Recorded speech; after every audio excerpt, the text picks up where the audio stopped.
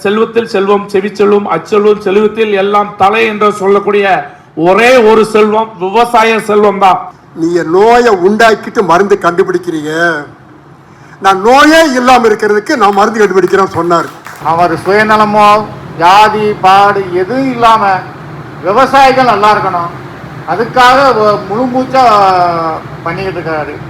ஒரு விவசாயி வந்தா இங்க ட்ரைனிங் எடுக்கணும், அவங்களோட பிள்ளைங்க வந்து ஒரு அகாடமி வந்து அந்த அகாடமியில் படிக்கணும். அது நம்ம சொல்றது உங்களுக்கு, நீங்க சொல்றது நம்ம கேட்கறதுக்கு வந்து ஒரு பெரிய ஒரு சந்தோஷமான நிகழ்ச்சியா இருக்கியா. கத்திரிக்காயில புழு இல்லாம காய்க்க வைக்கிறதுக்கு ஐயாவை தவிர வேற யாரும் சான்ஸே இல்லைன்னு சொல்லிட்டு போயிட்டாங்க.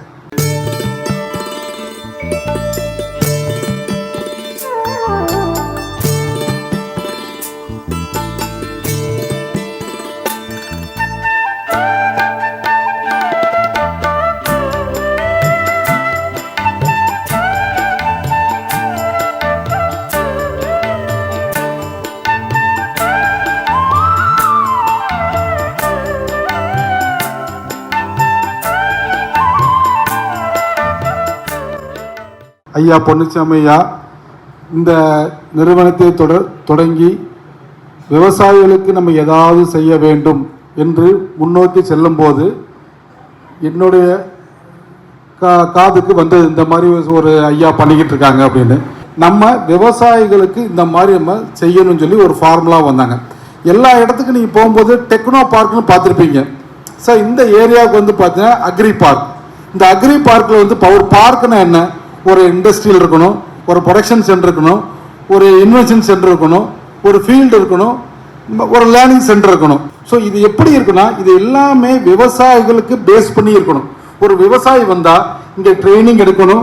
ரெண்டாவது அவங்களோட பிள்ளைங்க வந்து ஒரு அகாடமி வந்து அந்த அகாடமியில் படிக்கணும். ஃபார் எக்ஸாம்பிள் ஒரு 1 லட்சம் 2 லட்சம் கொடுத்து வெளியே இடத்துல போய் படிக்காங்க, வர நீட்டோ ஒரு ஏபி எல்லாம் படிக்காங்க.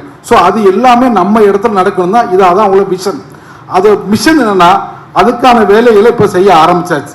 ஸோ ஒவ்வொரு மாதமும் நம்ம விவசாயிகளை கொண்டு வந்து அவங்களுக்கு ட்ரைனிங் பண்ணி அதை எப்படி பண்ணணும், என்ன மாதிரி பண்ணணும் அப்படின்னு ட்ரெயின் பண்ணி கொண்டு போய்கிட்டு இருக்காங்க. ஸோ நம்மள என்னையை பொறுத்தவரைனா நீங்களும் சரி, உங்கள் வீட்டில் வந்து ஏதாவது பசங்க இல்லை உங்கள் இண்டஸ்ட்ரி சார்ந்த ஏதாவது மேனேஜர்ஸ் இருந்தால் கூட இங்கே ஒரு கோர்ஸ் ரன் ஆகிக்கிட்டே இருக்குது. ஒரு 6 மந்த்ஸோ 3 மந்த்ஸோ 1 இயர் ரன் ஆகிட்டு இருக்கு. நீங்கள் அந்த கோர்ஸுக்கு அவங்க அனுப்புங்க. அவங்க அவங்க கூட போகும்போதே அந்த ட்ரைனிங் டெய்லி கற்றுக்குறாங்க. எப்படி வந்து நம்ம ஃபஸ்ட்டு லேண்டை டெவலப் பண்ணணும், அதுக்கு இந்த லேண்டை வந்து எப்படி ஃபெர்டைல் பண்ணணும், அந்த ஃபெர்டைல் பண்ணுறது எப்படி கிராப் பண்ணணும், கிராப் பண்ணி எப்படி ஈல்டு எடுக்கணும். ஸோ நீங்கள் ஒரு நாள் கேட்டால் மட்டும் இது போதாது. இதை நம்ம குடும்பத்தை சார்ந்தவங்களோ நம்ம நிறுவனத்தை சார்ந்தவங்களோ யாராவது இருந்தால் ஒரு அப்ரண்டிஸ் ட்ரைனிங் மாதிரி இங்கே அனுப்புங்க. ஸோ இன்ஹவுஸ் ட்ரைனிங் அனுப்புனீங்கன்னா அவங்க கூட ட்ராவல் பண்ணுவாங்க. ஸோ இது எல்லாமே ப்ரூவன் தான்.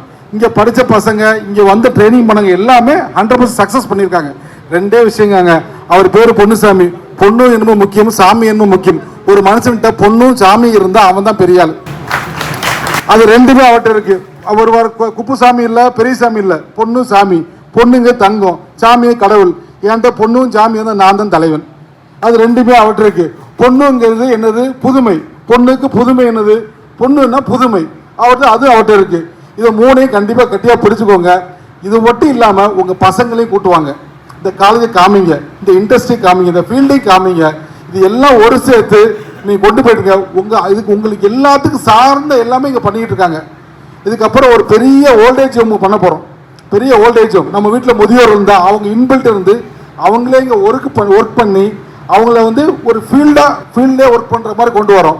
2வது பார்த்தீங்கன்னா நம்ம வீட்டு பசங்க யாராவது இருந்தால் கூட ஒரு விவசாயி பசங்க வந்து ஒரு 1 லட்சம் ரூபா 2 லட்சம் நீட் கோச்சிங் பண்ண முடியாது.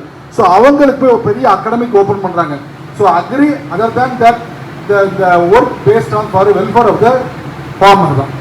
So second I thank for all the dignitaries place in the state and இங்கே வந்த எல்லாருக்கும் நன்றி தெரிவித்துக்கிறோம். வணக்கம். நான் காவல்துறையில் வேலை பார்த்து ரிட்டையர்ட் ஆகி விவசாயம் பண்ணியிருக்கிறேன். காவல்துறையில் இருக்கும்போதே நான் விவசாயம் பண்ணேன். ஆனால் இப்போ ஐயாவுடைய பயணிக்கும் போது ஐயா சொல்படி ஐயா என்ன சொல்கிறாங்களோ அதை செஞ்ச இரட்டிப்பு மகிழ்ச்சியோடு எனக்கு விவசாயம் நல்லா இருக்கு. நீங்களே யூடியூப்பில் பார்த்துருக்கலாம். எல்லாரும் நான் எலுமிச்சை போட்டுக்கிறேன், 3 ஏக்கர் எலுமிச்சை போட்டுருக்கிறேன். அந்த எலுமிச்சையில் எல்லாருக்கும் ஒரு கண் ஒரு தான் வரும், ஒரு பழம் தான் வரும். ஒரு கொப்பில் 3 பழம் இருக்கும், நீங்களே நேரடியாக பார்த்துருக்கலாம். யாரும் விரும்பும்னா நான் வந்து காட்டுறேன், நேரம் என் தோட்டத்துக்கு எப்போ வேணாலும் வந்து பார்க்கலாம். ஐயா ஞாபகார்த்தமாக ஐயா பேரை வச்சு போர்டே நான் என் தோட்டத்தில் வச்சுருக்கிறேன்.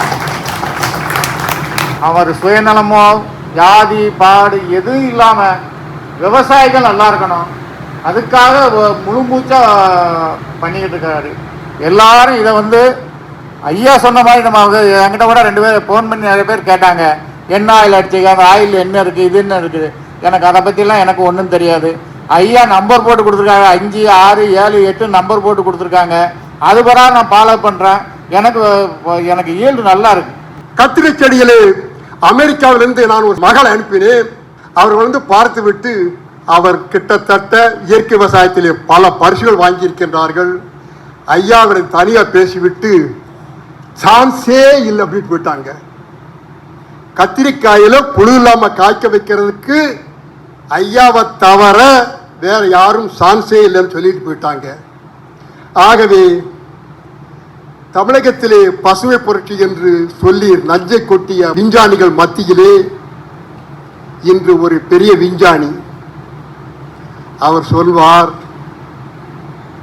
அன்று அரவிந்த் கண் ஆஸ்பத்திரியில் பேச சொன்னார்கள், எனக்கு ஏதும் தெரியாது என்றார். பேசுங்கள் என்றார்.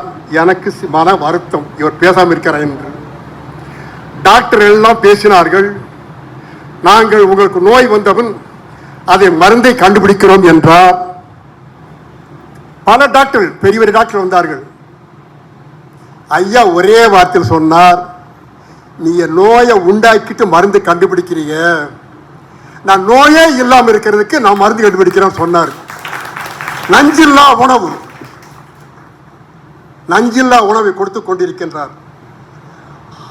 ஆந்திராவில் இருக்கிற விவசாயிகளை வாழ வைத்து விட்டு இன்று தமிழ்நாட்டிலே ஒரு பெரிய புரட்சி, விவசாய புரட்சி, நஞ்சின்றி ரசாயனம் என்று செய்கின்ற ஒரு விவசாயி என்றால் ஐயா அவர்கள்தான். அவர் நான் படிக்கவில்லை படிக்கவில்லை என்று மிக தவறாக சொல்லிக் கொண்டே இருக்கின்றார். He has no qualification, but he has quantification. Understand? Qualification தேவையில்லை. PhD வெங்காய பச்சடி வேண்டாம். அவர் வைத்திருக்கின்ற 1 கிலோ 400 கிராம் கம்ப்யூட்டர்ல எண்டமாலஜி இல்ல, மைக்காலஜி இல்ல, பேத்தாலஜி இல்ல, நியூட்ராலஜி இல்ல, எந்த ஜியும் கிடையாது. ஆனா எல்லாத்துக்கும் கஞ்சி ஊத்துற தன்மை அவர்கிட்ட இருக்கு.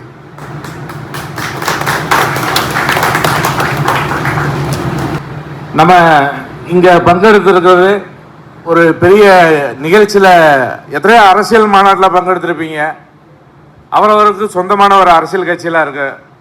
அதில் பங்கெடுத்தாலும் கூட நம்ம சொந்த ஒரு வீட்டில் ஒரு திருமணம் நடந்தால் எவ்வளவு சந்தோஷமாக அங்கே பங்கெடுக்கிறோமோ, அதே போல் இன்னைக்கு எனக்கு பார்க்குறப்ப ஒரு விவசாயத்தினுடைய கருத்தரங்கங்கள் நடைபெற்று கொண்டு இருக்கிறது. நம்ம ஒரு சொந்த வீட்டில் ஒரு சகோதரன் சகோதரி ஒரு திருமண விழாவில் பங்கெடுத்தது மாதிரி எனக்கு அவ்வளோ சந்தோஷமாக இருக்கியா. எங்கே இமய முதல் கன்னியாகுமரி வரைக்கும் இருக்கிற விவசாயிகளை இன்னைக்கு முகத்தை பார்க்கறது கஷ்டம். எங்கே கோயம்புத்தூர்லேருந்து வந்திருக்கீங்க, தேனி, தஞ்சாவூர், சென்னையிலேருந்து வந்திருக்கீங்க, கன்னியாகுமரி, திருநெல்வேலியில் வந்திருக்கீங்க. ஒவ்வொரு ஆளும் ஒவ்வொரு விவசாயம் பண்ணுறீங்க. ஒவ்வொரு விவசாயத்தினுடைய நேட்டங்கள், கோட்டங்களுடைய வளர்ச்சிகள், நஷ்டங்கள், விளைவுகள் பற்றியெல்லாம் சொல்கிறதுக்கு இருக்கீங்க. அது நம்ம சொல்கிறது உங்களுக்கு, நீங்கள் சொல்கிறது நம்மளுக்கு கேட்குறதுக்கு வந்து ஒரு பெரிய ஒரு சந்தோஷமான நிகழ்ச்சியாக இருக்கியா. இன்னைக்கு விவசாயம் என்று நாட்டின் முதுகெலும்பு என்று சொல்லக்கூடியது விவசாயம் ஒண்ணுதாயா. அந்த இன்னைக்கு அந்த அப்படிப்பட்ட ஒரு முதுகெலும்பை பாதுகாக்கக்கூடிய நிலை இல்லாம போயிட்டு இருக்கியா. பழைய காலங்களில் பார்த்தீங்கன்னாயா உணவே மருந்தா இருந்துச்சு. பழைய ஒரு 50 ஆண்டுகளுக்கு முன்பு நம்மளுடைய தாத்தா பாட்டி முன்னோருடைய காலத்துல நம்ம செய்யக்கூடிய ஒவ்வொரு விவசாய உற்பத்தி செய்யக்கூடிய ஒவ்வொரு உணவுப் பொருளும் உணவே மருந்தா இருந்துச்சு. இன்னைக்கு விவசாயம் செய்யக்கூடிய நம்ம சாப்பிடக்கூடிய வந்து மருந்தே உணவாக மாறிக்கொண்டிருக்கியா. இன்னைக்கு பார்த்தா கருவறையில் இருக்கிற குழந்தை, பிறந்த பிள்ளைக்கு சுகர், பிறந்த குழந்தைக்கு கேன்சர். எதனாலயா வருது? இந்த பூரா கெமிக்கல் சம்பந்தப்பட்ட உணவை வந்து கருவறையிலே செலுத்துறாங்கயா. ஊசி மூலமா, மாத்திரை மூலமா கொடுத்து இன்னைக்கு பிறந்த குழந்தையில இருந்து எல்லாத்துக்குமே வந்து நோய்கள் பாதிக்கப்பட்டு, நம்மளுடைய ஐயா சொன்னது போல நோயை உருவாக்கப்பட்டு மீண்டும் அந்த நோய்க்கு மருந்தை கண்டுபிடிக்கிற காலத்தை மாற்றி அமைக்கக்கூடிய, இன்னைக்கு நோயே இல்லாம மருந்தை கண்டுபிடிச்ச இருக்கிறது ஐயா பொண்ணு போல என்ன பொன்னுச்சாமி என்ன சொல்றாரு, அது 100க்கு 100 தாயா. அதுல எந்த ஒரு மாற்றங்களும் இல்லை. நீங்களெல்லாம் ஒவ்வொரு துறையை சார்ந்த ஒரு விவசாயிகளா இருக்கீங்க. நான் ஒரு சிறிய கேரளாவில் ஒரு ஏலத்தோட்ட விவசாயி. அதுல வரக்கூடிய சிறிய ஒரு தொற்று நோய் சம்பந்தப்பட்டமான விஷயங்களை ஐயாட்ட நான் பகிர்ந்துக்கலாம்னு இன்னைக்கு இந்த நிகழ்ச்சியில நான் பங்கெடுத்தையா. கேரளாவில் நீங்கள் ஏலத்தோட்டம் இன்னைக்கு ஏல விவசாயி ஏலக்காய் கிலோ இன்னைக்கு 3000 ரூபாய் விற்கிது. என்னைக்கு விற்காத காரியம். 600, 700, 800 விற்கும். அதே பெரிய விஷயம்.